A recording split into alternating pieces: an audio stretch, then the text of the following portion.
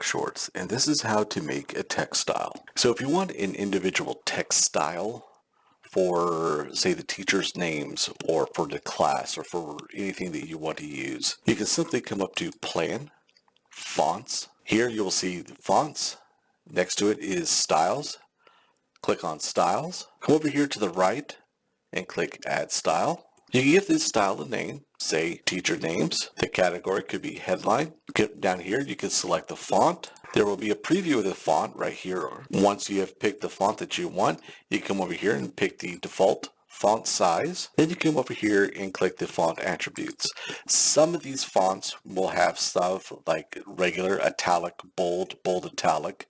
Others may have just one because that is the font. Others may have just one because the font is what it is. Come over here to save. Once it's saved, it will be right here. On the page, simply come over to text, and then your new text will be right here.